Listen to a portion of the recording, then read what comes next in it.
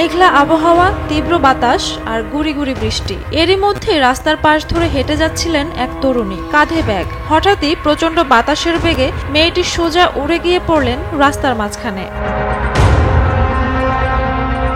সম্প্রতি নিউজিল্যান্ডের রাজধানী ওয়েলিংটনে এমনই এক ঘটনা ঘটেছে।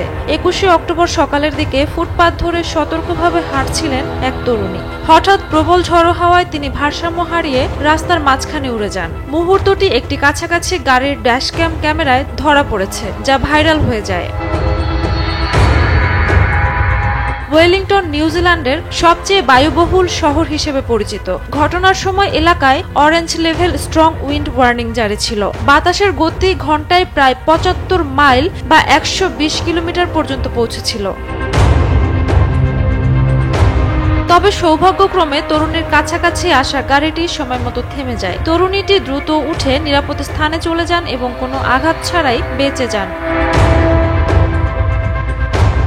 তবে একই ঝড়ের কারণে বিদ্যুৎ বিভ্রাট, যানবাহনে বিলম্ব এবং আশেপাশের এক উপশহরে গাছের ডাল পড়ে এক ব্যক্তির মৃত্যু ঘটে। এই ঝড় স্থানীয়দের মধ্যে আতঙ্ক সৃষ্টি করেছে। ঝুমা মৃধা, বৈশাখী সংবাদ।